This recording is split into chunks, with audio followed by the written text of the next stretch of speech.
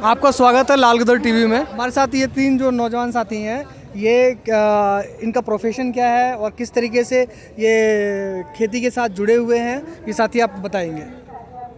मेरा नाम कुलबीर सिंह है। मैं अपना पंजाब से जीरकपुर से बिलोंग करता हूँ। वैसे मेरा काम रियल एस्टेट का है। मैं एक प्रॉपर्टी कंसल्टेंट हूँ, पर मैं पीछे से ज़मीन से जुड़ा हुआ हूँ और मेरे पास ज़मीन भी है। हम खेती भी करते हैं।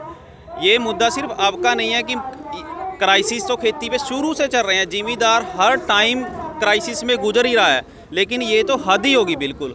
अब हमारा इस बिल का मेन मुद्दा है। बाकी और भी बहुत सारे मुद्दे हैं। किसान तो पहले ही फंसा हुआ है। मेरे को अपने सेक्टर, मेरे को किसानी से बाहर निकलने के लिए मजबूर होना पड़ा है, क्योंकि किसान का फ्यूचर कोई नहीं है। आज सारे यहाँ बैठे हैं, इनके बेटे पूछ लो क्या काम कर रहे हैं। प्राइवेट जॉब के लिए उतारू हो रखे हैं। वो 7-7, 8-8 हज़ार रुपये में नौकरियाँ करनी पड़ रही हैं उनको, जिनके पास 5-5, 7-7 किले ज़मीन के भी हैं। तो क्राइसिस में तो पहले ही है किसान, लेकिन अब तो हद ही होगी बिल्कुल। अब तो इन्होंने बिल्कुल ही कर दिया कि किसान को तो मारेंगे और आम आदमी को भी मारेंगे। मैं प्राइवेट सेक्टर में हूँ। अगर मैं 10,000 रुपये कमाता हूँ तो मेरे घर में आटा मैं तो पैदा कर लूँगा, मेरे पास ज़मीन है। लेकिन अगर मेरे को मिलेगा ही 100-150 रुपये में, तो कहाँ सर्वाइव कर लेगा कोई आदमी। इसीलिए ये लड़ाई अकेली किसान की लड़ाई नहीं है, बिल्कुल और बिल्कुल पूरे हिंदुस्तान की लड़ाई होनी चाहिए। ये इस तीनों बिलों के अंदर किसान को तो नुकसान है ही है, तो हर वर्ग को नुकसान होगा उसका। आप बताइए। मेरा नाम प्रेम सिंह है। मैं राजपुरा डिस्ट्रिक्ट पटियाला और पंजाब से हूँ। ये जो सिर्फ एक पर्टिकुलर किसान की लड़ाई नहीं है। मैं एक प्राइवेट सेक्टर में जॉब करता हूँ, HDFC बैंक में। ये जो लड़ाई है, ये पर्टिकुलर एक किसान, किसी एक पर्सन की नहीं है। जो भी उन पे डिपेंडेबल पर्सन है, सर्वाइवेबल पर्सन, ये सबकी लड़ाई है। क्योंकि किसान अगर फसल पैदा करता है, अगर वो अपनी फसल का प्रॉपर मूल्य नहीं ले पाता, और प्राइवेट जो सेक्टर हैं ये इससे मुनाफा कमाते हैं 10-10 गुना, तो जो आम आदमी है वो तो इसे अफोर्ड कर नहीं पाएगा। तो ये सिर्फ एक बंदे का लॉस नहीं है इसमें। ये जो सरकार ने बिल बनाए हैं, तीनों बिल बनाए हैं, ये बिल्कुल भी किसी के हक में नहीं है। मेरा नाम अमनदीप सिंह है। मैं राजपुरा पंजाब से हूँ और मैं एक बैंकर हूँ। लेकिन मेरे फादर वो किसान हैं, वो खेती करते हैं। वो ये बिल जो आए हैं, ये हमारे के लिए, सभी के लिए है। ये इसका प्रॉफिट सिर्फ कॉर्पोरेट को मिलेगा। ये आप अपने पहले भी दिन देखा, जैसे मोदी जी तो अंबानी अंडानी को पूरा इंडिया उन्होंने पकड़ा दिया उनको। और ये एक एग्रीकल्चर सेक्टर रहता था जिसपे वो भी आप अब इनको दे रहे हैं। वो जो बिलों में है, जो 3 बिल हैं, इनमें यही है भी सारा एग्रीकल्चर सेक्टर भी अब अंबानी अंडानी को दे देना इन्होंने। बात मेन ऐसे ही है, जैसे आप हमसे सवाल कर रहे हो तो गवर्नमेंट के ऊपर सवाल करने वाला कोई नहीं है। अगर माइक लेके आप उनको पूछोगे कि हाँ जी आप इसकी, हम तो कमी बता रहे हैं उसकी, आप इसकी लाभ बताएं, उसके क्या बेनिफिट्स हैं, तो उनके पास कोई बेनिफिट नहीं है इसका।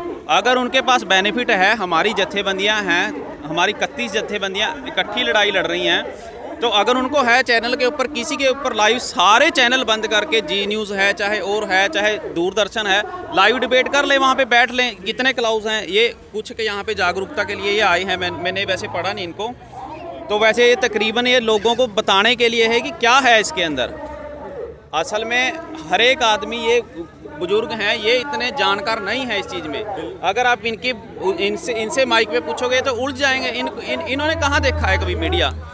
तो मीडिया का तकरीबन ऐसा ही रोल रह गया कि हर एक के मुंह में माइक ठूस दो और उससे कुछ ना कुछ उगलवा लो, जो कि हमारे लिए नुकसान कहीं ना कहीं हमें करेगा। तो वैसे तो मोदी जी कह रहे हैं कि डेमोक्रेटिक कंट्री है। आपको कहीं डेमोक्रेसी दिख रही है? कहीं डेमोक्रेसी है ही नहीं। ये तो हिटलर की तरह बने हुए हैं।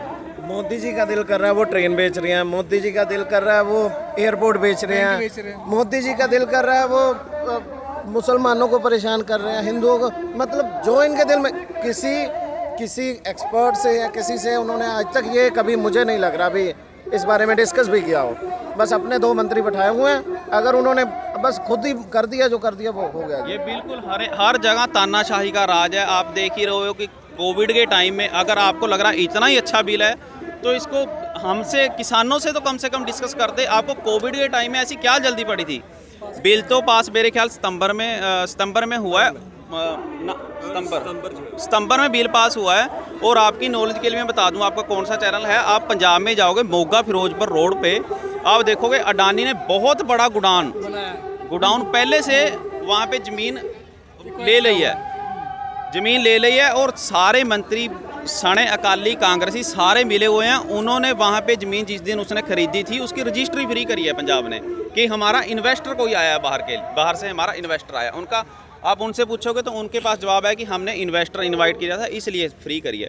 जबकि देखो ये कितनी बड़ी प्लानिंग है कि पहले उन्होंने ज़मीन ली, सारा कुछ फुल प्लान मिल सारा मिल के एक छोटा सा कॉरपोरेट और इतनी बड़ी जनता को अपनी 100-125 करोड़ की जितनी भी आबादी है उनको सारे को एक मुट्ठी में नचाना चाह रहे हैं। और ये सारा बेवकूफ़ियाँ जो हैं अपने प्रधानमंत्री की हैं, चाहे उसने उनके साथ उनसे पैसे का लेन देन करा है, चाहे अपनी इमेज बनाने के लिए करा है, कुछ भी है, तो ये है तो सरासर गलत। आप जैसा भी कहो है बिल्कुल गलत ये। ये जो प्लानिंग है ये आज से नहीं है, 10 साल से चल रही है। जब अकाली दल की गवर्नमेंट थी तब से आपने देखा होगा पिक्चर बहुत सोशल मीडिया पे शेयर हो रही हैं। सुखबीर बादल जी वो इनोग्रेशन कर रहे हैं, वहाँ साथ में अंबानी जी आए हुए हैं। ये आप देख लो, ये वो कॉरपोरेट जो हैं वो आज से 10 साल पहले की ये प्लानिंग कर रहे थे, वो आज मोदी जी ने इम्प्लीमेंट कर दी है। और इसीलिए परेशानी सिर्फ इसीलिए आ रही है कि बिल अगर वापस लेंगे तो इनका सारा जो कुर्सी के ऊपर बैठे हैं सारा जो ढांचा है वो हिल जाएगा पूरी तरह से। ये इसीलिए डरे होंगे, लोग जागरूक हो गए हैं और अब हमारी कुर्सी जाने, उनको कोई दिक्कत नहीं है बिल वापस लेने में को। पर जो इन्वेस्टमेंट उन्होंने कर दी इस बिल के रिलेटेड, उन्होंने पहले इन्वेस्टमेंट करी है और फिर उसको लागू करा है उसके बाद में। अब उनके रिटर्न का टाइम था, ये बिल पास हो गया तो अगर साल भी इन्वेस्टमेंट कर देंगे वो अच्छे दाम पे फसल भी खरीद लेंगे, उनको कोई फ़र्क नहीं पड़ता उससे। उनको 200, 400, 1000, 1200 करोड़ का उनके पास कोई फ़र्क नहीं है उनको पड़ता उससे। लेकिन वो इन्वेस्टमेंट आज इन्वेस्टमेंट करेंगे और 2-3 साल के बाद वो ऐसा निचोड़ेंगे अगर उन्होंने 1000 करोड़ लगाया तो 5000 करोड़ रुपये उन्होंने साल में कमा ही लेने हैं।